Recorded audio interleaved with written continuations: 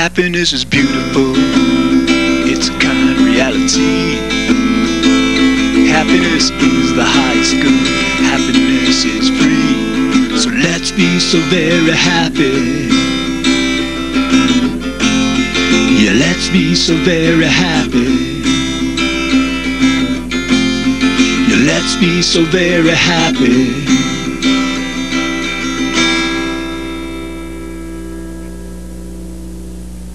Hi, this is George Ortega, and welcome to the Happiness Show. This is George Ortega, and I'm here to talk about happiness, because happiness is, always has been, and always will be the point of it all.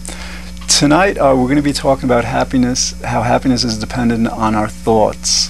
Okay, before we do that, I want to review what the four components of happiness are. I went through this in a previous show, but I want to review this because it's a very important part of this show.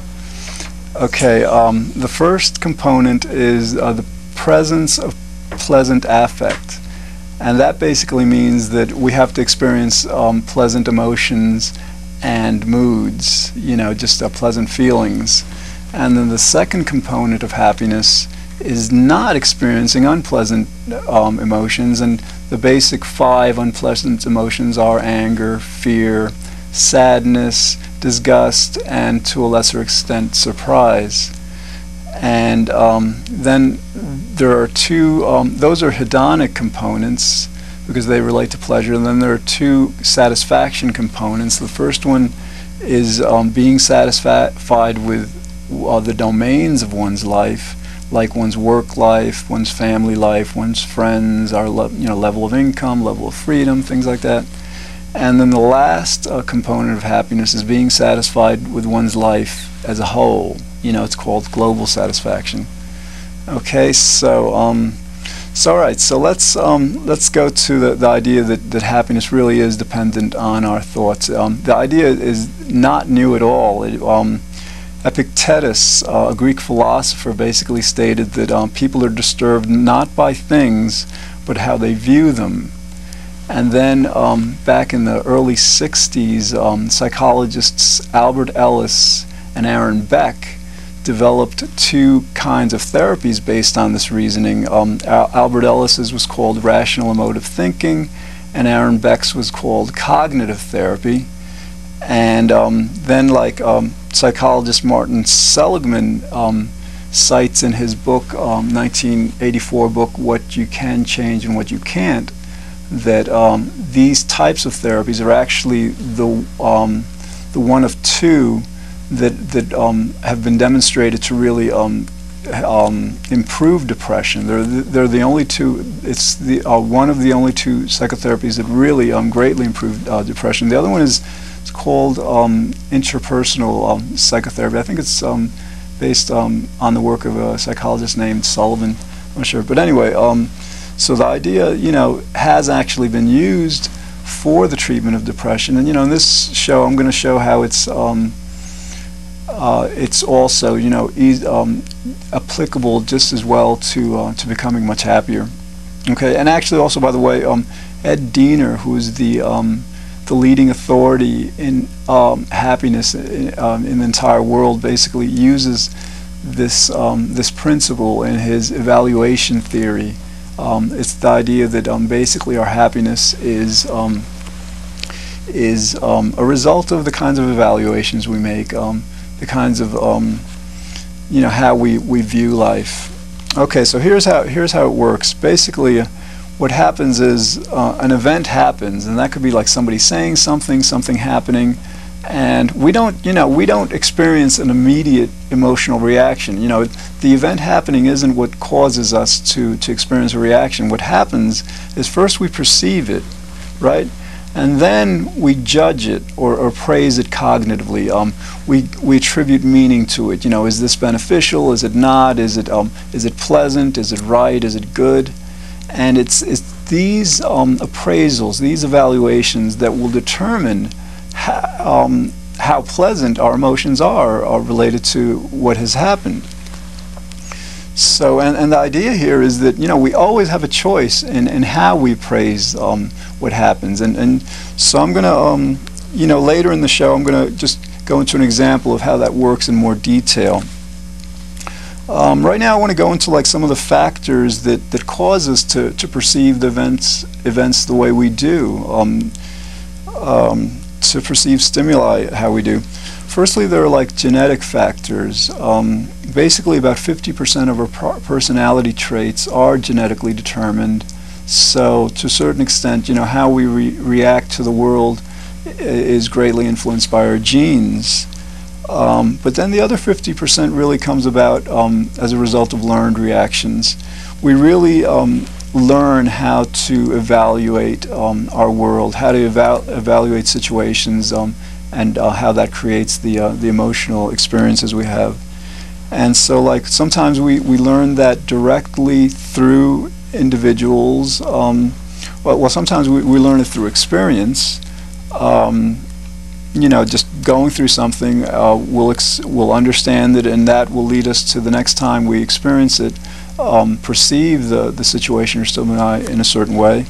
And then at other times we're taught how to view things, how we should see things by other people directly, like by our parents or our teachers or our friends. Like, for example, something happens and someone says to us, well, you know, gee, that's terrible, or that's great, or, you know, that's curious or something. And, you know, based on how other people, you know, sometimes teach us to evaluate things, that will cause us to adopt the same kind of evaluation. And similar to that, sometimes we learn how to perceive events, how we will perceive events by watching others. When we see someone on television or in the movies reacting to a certain situation in a certain way, very often, consciously or unconsciously, we'll tend to adopt that same kind of reaction. Okay, and basically what happens is, after a while, these ways of reacting to what happens becomes habit. You know, we basically, it's something that we don't have to think about anymore because it's been so ingrained into our automatic thoughts. Okay, so all right, so now I want to go into an example of how we can change like these unpleasant appraisals that lead to unpleasant feelings and substitute much more pleasant ones. All right, like for example, let's say we're waiting for a train and it's late, you know, and so like our habitual response might be to really become frustrated and impatient. You know, the train's not there. I mean, you know, it's like, you know, a lot of us just tend to react to kind of situation like that. So the first thing we want to do is like challenge that that reaction. We say to ourselves, well, you know, what is actually happening? You know, the train is late. I mean, you know, so what? You know, the train is late. That's exactly what's happening. I mean, of course, if we have some place that we have to get immediately, you know, we're concerned with that. But even that, like, let's say we would be late for something, our getting upset or anything wouldn't help the situation. So of course, naturally, it's better to not get upset. But basically, it's the idea of challenging how we're perceiving the event, and then we want to look for alternative appraisals. Like instead of saying constantly to ourselves, you know, it's horrible that the train is late, I'm going to be late for whatever I'm doing, then we can just choose to focus on what else, other things that are happening in the environment. Like if it's a beautiful day, just focusing on that, or thinking about our friends, thinking about things we want to do, you know, something we might want to eat in the evening or something. Just, you know, just shifting the focus from the train being late to anything that's much more pleasant. And so basically, a lot of times this has to do with force of will. You know, sometimes we can say to ourselves, well, you know, I'm just not going to let this late train just upset me. You know, a lot of times when we're in very good moods, that's very easy. You know, sometimes we're in such great moods and we say to ourselves, well, you know, this isn't going to get changes. You know, this isn't going to get me down because you know, naturally we want to sustain our very positive moods. So another thing that we could do is actually sometimes reality check with other people. There are generally people that we know that respond to the kinds of situations we face in a much better way. Like I think we probably know people who just aren't fazed by things. Things happen and they just take it in their stride. So one strategy is to talk to them, to ask them how they do that, how they let's say they failed an exam, or they got, they lost their job or something. Some people just really take it in stride. As a matter of fact, there was a movie that came out a while ago called 13 Conversations About One Thing that pretty much demonstrated that this guy just he actually did in fact lose his job, and he was like, it just didn't faze him at all, and everybody else around him was just amazed. But some of us are very good at that, and so it's good for us to learn how they go about it, because you figure if one person can do it, then we all can, really. And then the other thing is to really repeat. Once we've established a good way of perceiving something that really leads to pleasant, happy feelings, well, we want to repeat that each time. We want to work on it so that eventually, these kinds of situations will happen, and we won't even have to think about it. It'll become a new habit to really experience these situations in a much more pleasant way. Okay, and then now, what kind of appraisals should we be changing? Basically, anything that leads to anger, fear, sadness, disgust, or unpleasant surprise. Anything that evokes those kinds of feelings. We don't need to have them. A lot of times, these feelings communicate to us often that something needs to be addressed, that something may not be exactly right. But anytime we have one of those feelings, we should say to ourselves, wait a minute, something's not right. I can see whatever's happening in a way as to not experience this kind of negative emotion. And then we should also, of course, be changing the kinds of appraisals that lead to emotions that aren't in our best interest. Like, for example, let's say we're tempted to become angry, let's say at our boss or at our young child or something, and in these kinds of situations, to become angry is just not in our best interest. It works against us. So it's very wise to just challenge the habit, the belief that causes us to become angry, and replace that with a more pleasant cognition. All right, what I'm going to do now is do a song I wrote. And let's see, it's called Believe It or Not. It's kind of a progressive song. Should be good. Okay.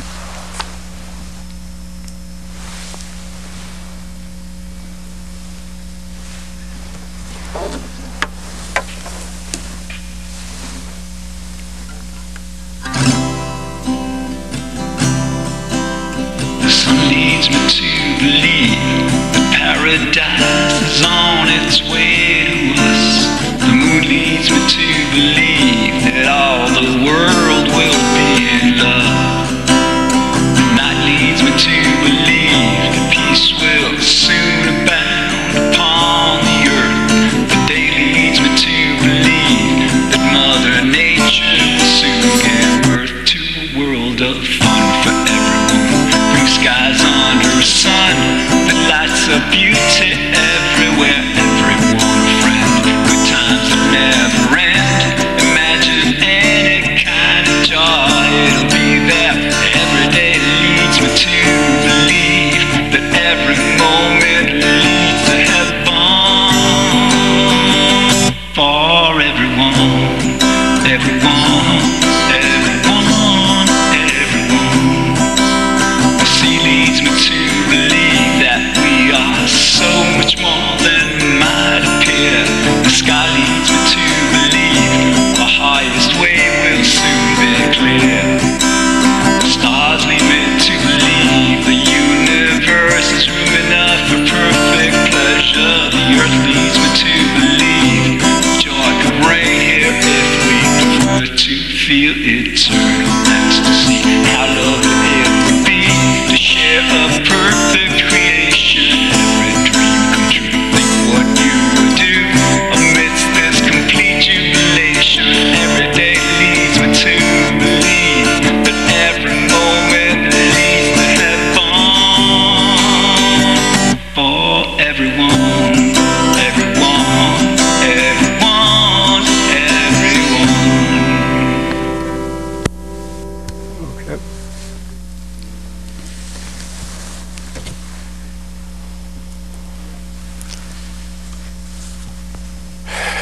Okay. So now I want to go into like a more specific example of how we can like control how we're feeling by controlling the kinds of thoughts we have. And the emotion in this case that we want to control is fear, and the situation would be like speaking in front of an audience. It's been demonstrated that that is actually everyone's or most people's greatest fear. I mean, we fear that often more than we fear death. It's amazing. So, all right, so what happens is like the first thing we have to do is basically determine what we're afraid of. You know, what exactly is that fear? Might be not fear of not being appreciated, fear of being embarrassed or ashamed, you know, appearing foolish. All right, so it's good to know exactly what, you know, what that fear is about. And then we'd want to ask ourselves, well, you know, why would this happen? Why would we feel that way? And we might come up with possibilities, like, for example, well, you know, we might become nervous and lose our composure, you know, or we might forget what we need to say, or, you know, the audience might be hostile. I mean, these are things we're imagining. The audience might be hostile and want to like embarrass us, or we might, you know, inadvertently offend the audience, causing them to become hostile toward us. So these are, you know, these are sometimes what we're afraid of in this kind of situation. And then what we want to do is like challenge these kind of like possible scenarios. For example, I think it's pretty, you know, clear that most audiences are not at all interested in shaming a speaker. You know, most audiences want to really enjoy the experience and are looking forward to actually being inspired by whatever a speaker might say. And another kind of evaluation that we might use in this case is that, well, you know, it's very unlikely that we'll offend the audience, because that's not what we're intending to do either. You know, we want to basically have the audience appreciate what we're saying and impress upon them whatever, you know, we're trying to deliver. All right, so you know, that's our first strategy, to try to just overcome the fear by understanding it and then replacing the specific reasons for the fear with arguments that contradict it and make the previous arguments unnecessary. So, but what happens if, like, we do become embarrassed, or you know, if we feel ashamed or something, you know? Then you know, we have options at that point. For example, we could say to ourselves, well, big deal. I mean, you know, it isn't important whether we maintain our composure or not every minute of the day. I mean, you know, we're all human beings. We're all fallible. You know, we're not perfect. So the idea is really to you know, to just minimize it. I mean, just not consider it important. And of course, you know, the more we do that, the happier we will be in the situation. And then we could also take a philosophical stand on it. For example, we could say to ourselves, well, you know, it was God's will that I totally flubbed the presentation, or became very embarrassed or humiliated or something. You know, it was God's will. Or a lot of us have the belief that everything happens for the best. Now, that's a great belief, because, like, you know, you can't disprove it. I mean, you can't prove it, you can't disprove it. But when we have that as a guiding philosophy, that everything does happen for the best, it really does help with situations like this. Now, of course, thinking like that shouldn't prevent us from changing things that we believe should be changed, both in our world and ourselves. But it really is a good philosophy to help in situations like this. Something else that we can do is we can tell ourselves that, well, let's say, you know, again, we became very embarrassed. You know, now we don't have to feel unpleasant. We don't have to feel bad about it. And what we can say to ourselves to help that happen is just that feeling bad about it just wouldn't help the situation. You know, I think most entertainers, most performers know that when mistakes happen, you just go on, you know, because that's the best way. I mean, you just, you know, it's in the past, it's over, and you just go on from there. So the idea is, yeah, unpleasant emotions don't help the situation, so it's not logical to have them. And then something else we can say to ourselves is unpleasant emotions just aren't necessary. I mean, there's nothing that compels us to feel them. You know, we can really choose to just feel. Sometimes, like using humor. Sometimes, like when we make a mistake, we'll just laugh about it. I think I did that like at the beginning of the show, where I flubbed the introduction. You know, it was humorous. And, you know, I've got a cue card, and I usually don't rely on it for the beginning of the show, but anyway, it's just the idea of, yeah, humor. Sometimes seeing the humor in situations like that is a good way of understanding the unpleasantness is just not necessary. And then another idea is just like to realize that, you know, unpleasant emotions a lot of times will make things worse. I mean, if we're, you know, in front of an audience and we do become nervous and embarrassed and, you know, feel ashamed and all, well, if we feel bad about that, you know, that's just adding to the situation. I mean, you know, it just makes it worse. I mean, so because then we have like the shame to deal with and the unpleasantness of feeling bad about it. So again, you know, just knowing or understanding that to feel bad about what happens makes it worse can encourage us to just use a more pleasant way of understanding it. So basically, you know, we have to just look for pleasant ways to appraise the situation. Again, finding humor. And one good thing is, like, a lot of times, you know, when we're in a situation like that, people will warm up to us. People, you know, we're compassionate. When we see somebody going through something that's difficult, we try to be there, and it's good to know that. Okay, now this process of choosing how we react to different situations, of course, can be applied to any situation, you know. And one thing that we would want to do is like prepare in advance.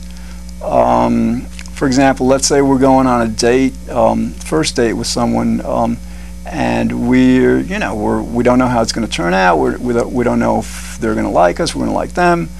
And so, like, a lot of times it's a good idea to prepare in advance, to kind of just go through our minds what could happen, you know, the different kinds of reactions that we might feel, the different kinds of emotions, and then to just prepare a response for them. You know, just to be prepared before the situation happens, so that we're pretty familiar with what our options are when it actually does happen. Okay, and of course the cue for us in a situation like that would be that something unpleasant happened. Let's say on a first date, let's say the woman just doesn't like us at all. You know, we just the chemistry isn't there. So we can prepare a response. We can say to ourselves, well, you know, we can still have a decent time. You know, maybe the food's good. Maybe we go out to dinner or whatever. Just you know, doing whatever it takes to just salvage the situation so it's as pleasant as possible. And the idea is, I mean, like, people don't have to like us for us to enjoy ourselves and enjoy what we're doing. You know, we don't have to necessarily like other people. I mean, you know, sometimes we set up these preconditions for our emotions that often just aren't necessary.